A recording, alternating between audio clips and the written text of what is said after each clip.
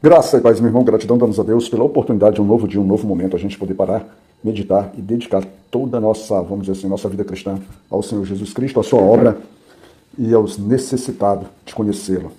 É uma dádiva da vida a gente receber esse presente, essa possibilidade. A nossa meditação seguirá no dia de hoje, 8 de março de 2025, né? No segundo livro das Crônicas, capítulo 23, versículo 11. Mas uma partezinha só, para a gente poder registrar, né, a nossa celebração, nossa alegria, né? Porque de alguma forma a gente para nesse dia para poder valorizar aquela pessoa que é fundamental na vida de todo homem, que é a mulher. A mulher, na nossa vida, ela é preciosa, né? Existem as mulheres na condição de esposa, existem aquelas na condição de mãe, existem aquelas na condição de filhas, de namoradas, de amigas, de irmãs, de tias. As condições são as mais variadas, mas o que não falta na mulher é a sua capacidade de doação, né, de se dedicar pela família, de cuidar, independente da batalha pessoal que ela passa para a sua própria sobrevivência. Mulher guerreira, notável, é maravilhosa. Então, deixo minha gratidão a Deus por todas essas mulheres dentro dessas condições específicas aí que fazem parte da minha vida, né?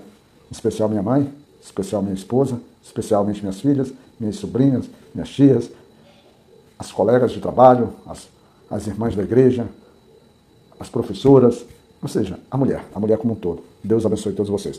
Agora, voltando ao versículo 11 do capítulo 23, nós temos: Então tiraram para fora o filho do rei, e lhe puseram a coroa, e deram-lhe o testemunho, e o fizeram rei. E Joiada e seus filhos ungiram e disseram: Viva o rei. Essa é a versão que está na versão que eu uso sempre, que é a Almeida Revista e Corrigida, mas a leitura fica um pouquinho mais arrastada. Então a gente vai ler também da versão NTLH. Diz assim: Então levaram Joás para fora, colocaram a coroa na cabeça dele e lhe entregaram uma cópia do testemunho.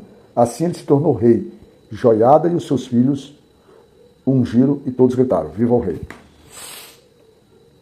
Você lembra, no devocional de ontem, você lembra que a gente vem tratando que Acasias foi morto, Jeorão foi morto, e a partir ali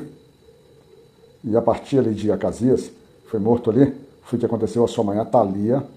Ela pegou todos os filhos, né? Ela pegou todos os filhos e fez o quê?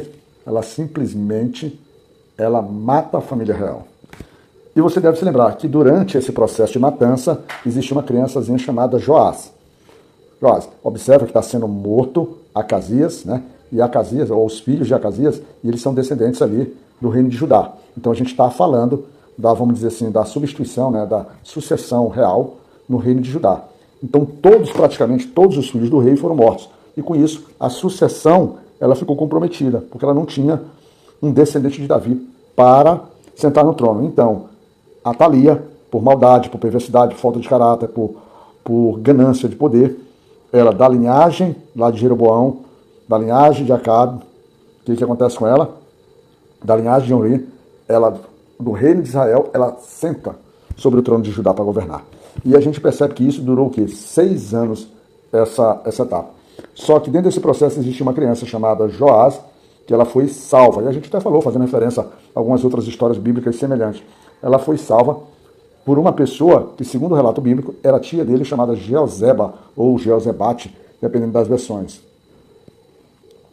E essa mulher, ela é casada, ou ela é esposa do sacerdote Joiada. E eles criam Joás de forma escondida, de forma, vamos dizer assim, protetora, para que a Atalia e nem ninguém soubesse daquilo. Então eles criam Joás.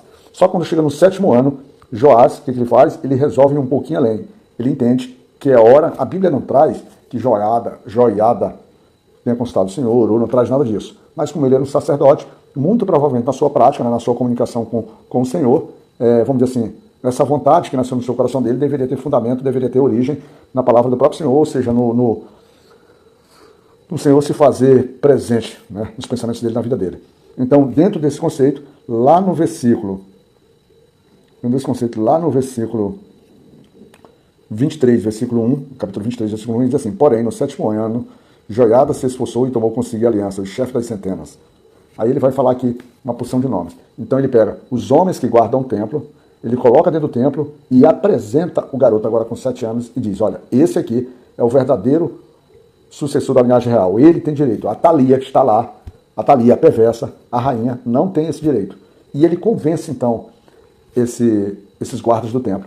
e ele vai, Joiada, ele faz uma estratégia para poder fazer com que Joás assuma o rei. Ele coloca junto com esses, ele manda com que eles rodeiem, né? Esses guardas, esses homens da segurança do templo, eles rodeiem toda Judá e eles localizem, eles chamem todos os levitas de todas as cidades e todos os cabeças dos pais de Israel para que estejam em Jerusalém, se apresentem. E com isso eles fazem. E aí, para esses levitas agora, que já tinha falado com os guardas do templo, agora ele fala também para os levitas, os sacerdotes, os pais, o termo que ele bota aqui é os pais, né? Reúne todos eles dentro da igreja e fala aos pais e fala sobre o compromisso, o propósito de Deus para manter a linhagem do filho de Davi no trono. Então ali ele começa então a fazer a estratégia. Ele faz toda uma estratégia de modo que os levitas, de forma que os sacerdotes e o povo já reunido na área do pátio, ele faz uma estratégia que não convém a gente relacionar com a estratégia, que você deve pegar o capítulo 23 e ler isso, até quando ele chega e efetivamente ele cria uma redoma de proteção através desses homens, dos sacerdotes, dos levitas, os sacerdotes para fazer os trabalhos, né, os trabalhos sacrificiais, os trabalhos de unção, os levitas para fazer o trabalho de segurança, junto com os chefes dos pais do povo, para poder fazer testemunho, e eles apresentam então aquilo que nós trouxemos aí no versículo 11, ou seja, eles apresentam agora o Joás para todos ali o presente, e eles fazem um cerimonial de ungir. E o interessante é que eles escolhem um dia em que uma equipe sai, uma outra entra, e elas permanecem para poder fazer segurança ao garoto, e era um dia que muito provavelmente, segundo ali os contextos históricos, a rainha, e eles não compareciam dentro desse processo, porque era o dia de troca da guarda ali do templo, vamos dizer assim. Então ele organiza tudo isso. E a partir do momento desse grito, dessa manifestação, desse trabalho, né, dessa transformação, ou seja, desse novo direcionamento e tal, lá no versículo 2 nós temos: ouvindo, pois, Atalia, a voz do povo, que corria para louvar o rei, veio ao povo à casa do Senhor. Agora, a rainha, ela se direciona à casa do Senhor. Só que essa rainha, quando ela chega lá, ela já encontra agora o verdadeiro rei. O rei com o seu povo, o verdadeiro rei com todos em alegria, o verdadeiro rei com o povo tocando trombetas, festejando e eles anunciando. E aí, não cabe menos Atalia do que se ver traída. E ela começa a gritar: traição, traição, traição, desprezando que ela própria traiu o povo dela quando sai matando todos os descendentes da linhagem real. E dentro desse processo, eles pegam essa rainha, tiram ela do templo, matam a rainha e saem. Logo em seguida, Joiada fazendo todo um trabalho, levando o povo e o próprio rei a assumir um compromisso de ser povo do Senhor, povo de Deus, e andar nos seus caminhos. E aí eles começam um processo, vamos dizer assim, de purificação, de reparação da cidade, derrubando altares, derrubando imagens, quebrando imagens e desfazendo os altares que era feito ali para Baal, inclusive matando o sacerdote Matan, que fazia todos os rituais ali de adoração.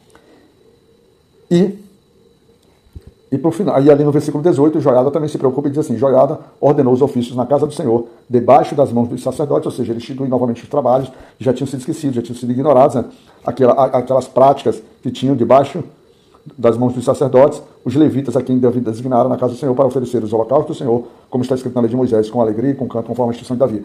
Por que ele fala desse jeito? Porque existem determinadas atividades que eram desenvolvidas no templo, como os sacrifícios, que nitidamente eram ordens do Senhor, e quando ele fala aqui da questão dos louvores, das músicas e da alegria, ele conforme Davi instituiu, ou seja, porque Davi, ele meio que trabalhou essa parte e colocando ali na casa de Deus. E assim, aquele povo conduz o rei agora do templo para se assentar no trono do seu reino. E o interessante, quando a gente olha lá no capítulo 11, no versículo 11 também, é quando ele fala lá que deram-lhe o testemunho, ou seja, para lembrar para o rei que ele deveria ter os estatutos, a lei do Senhor, para que ele pudesse ler para o seu próprio povo e também para que ele pudesse ter o norte seguido, deixando claramente o quanto a gente precisa ter o norte, o direcionamento pela própria palavra de Deus. Tá certo? Aí a gente pergunta, o que isso deixa de clareza para a gente? Se a gente olhar bem o cenário, nós temos uma criança que praticamente não faz nada, mas ela é cuidada por pessoas do Senhor, ou seja, de pessoas que amam a obra do Senhor, de pessoas que dão a sustentação daqueles que serão a liderança. E aí é que você se encaixa, aí é que eu me encaixo, é a nossa vontade de trabalho, é o nosso, vamos dizer assim, envolvimento com as coisas de Deus, né? A ponto da gente proteger as nossas lideranças ou proteger aqueles que deverão ocupar a posição de honra. Joiada está fazendo tudo isso de forma secundária, porque ele está representando os interesses do rei, muito mais do que do rei. Ele está representando os interesses do Senhor e está criando esse garoto, está criando esse Joás, para que possa realmente temer e viver nos caminhos do Senhor. A preparação está sendo feita, mas no capítulo 24 de amanhã, do nosso devocional do dia 9, a gente vai descobrir qual a sequência de tudo isso, tá bom? Que graça e paz, que Deus maravilhoso te abençoe, que tu e tua família e as mulheres da tua casa tenham um dia abençoado. Que Deus te cuide, meu irmão.